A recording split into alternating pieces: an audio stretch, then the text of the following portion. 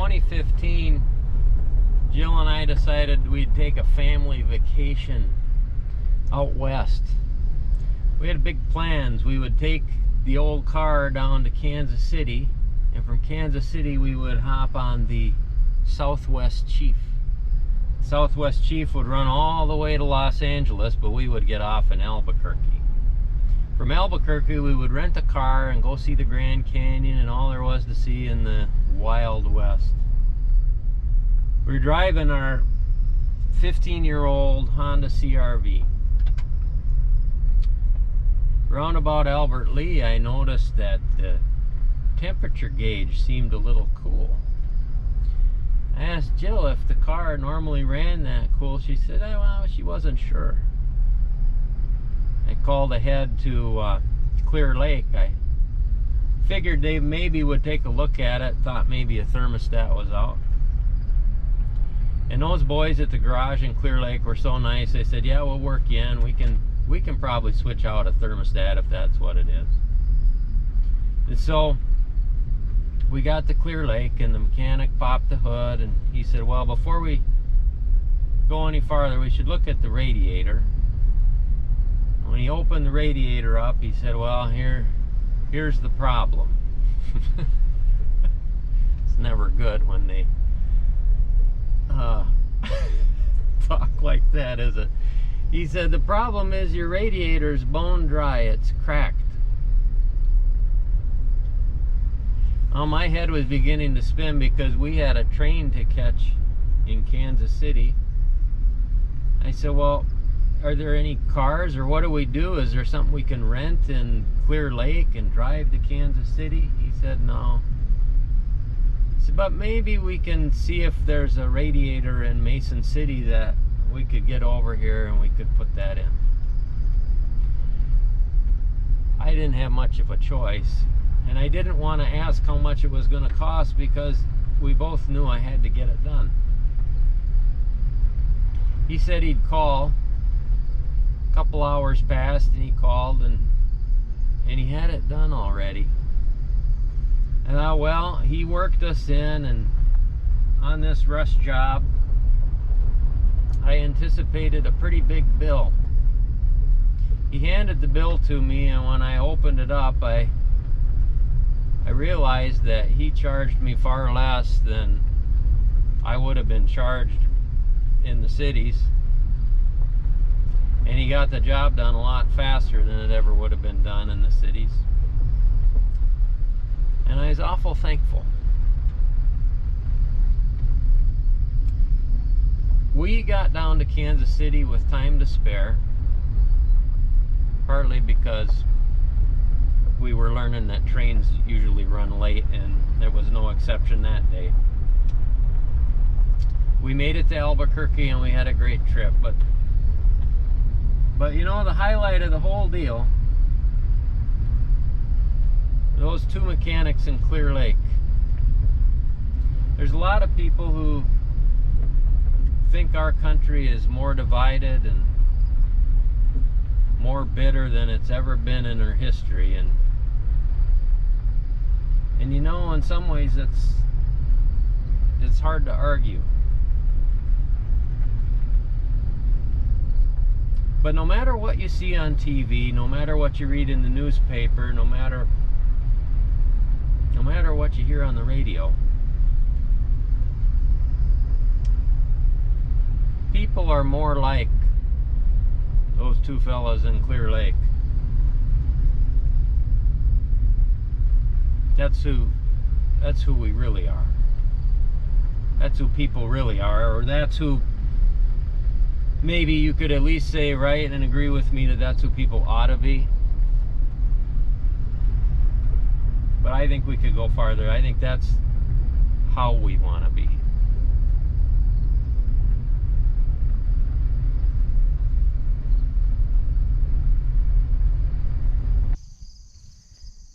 When you were a kid, did you ever play on a teeter-totter? You know, you have your one friend on one side and you're on the other, and you push up and one goes up and one goes down, one goes up and one goes down. Sometimes that's not bad illustration of how we want to be kind, but then the other side goes up and we end up being unkind.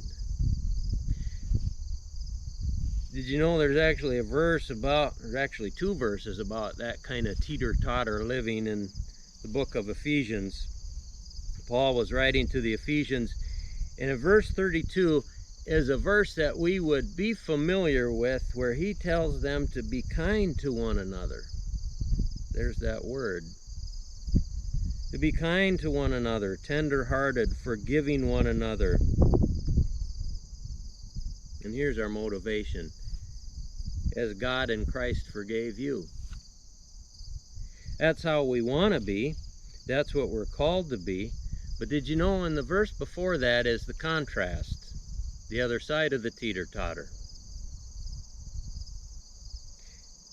Let all bitterness and wrath and anger and clamor and slander be put away from you, along with all malice.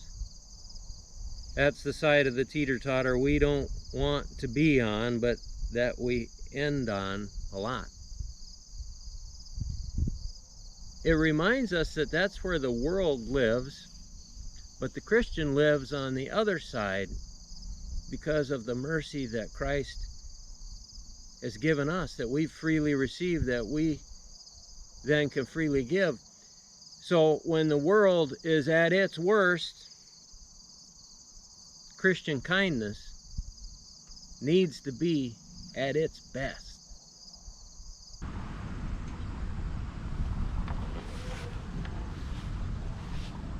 The Jolly Green Giant.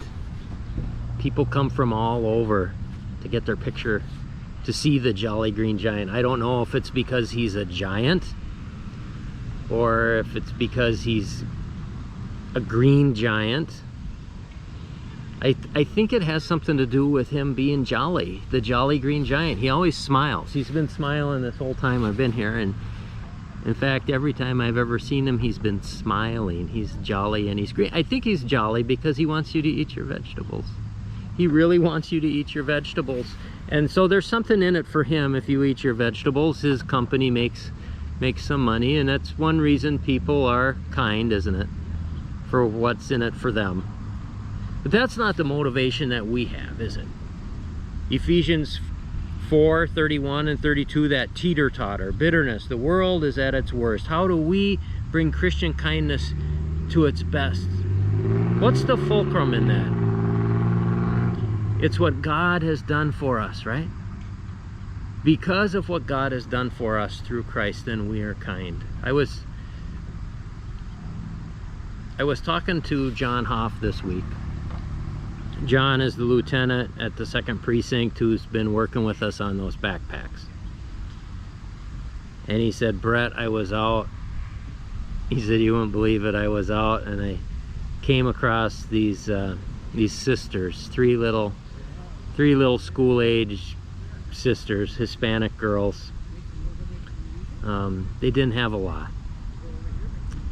And so I started talking to him. I said, hey, would you like, I've got some backpacks. Would you like a backpack for school? And they weren't sure, what do you mean? You made backpack for us? He's like, yes, for you. So he said, let me show you. So he popped open the back of the squad and he had the backpacks arranged, you know, lined up. He said it was just like a store display. And he said the littlest one, the kindergarten age one, she pushed through her sisters and bolted for the back of the squad because she saw the one she wanted and she was like, I am getting that. Nobody's gonna stop me from it. She grabbed it. She held it tight. And she said, this is for me? And he said, yeah, it's for you. That's kindness. I don't know if we're gonna, you know, are we gonna ever see anything from that? We just did. We saw that little girl realize that somebody cared about her, somebody loves her. What else is there? So as the world is at its worst, we need to live Christian kindness at its best, and the fulcrum is for us to meditate on Christ. Right now, I'd like to take a little break in this sermon. Tom's got a mic and he's gonna go around, and I would like for you just to share a time, just not everybody, but a few people, if you would share a time that kindness was shown to you. Maybe mechanics at a place in Clear Lake or somewhere else. Someplace that surprised you. Somebody who was just kind. And how that made you feel. Probably made you feel jolly. Might have made you feel humble. Sometimes we talk about paying it forward, I guess. And maybe that's what we're talking about. When we receive, I just want you to spend some time talking about when you've received kindness, how that made you feel. Just take a few minutes to tell those stories of how kindness has been given to you. So how'd that make you feel? You know what happens when we receive kindness?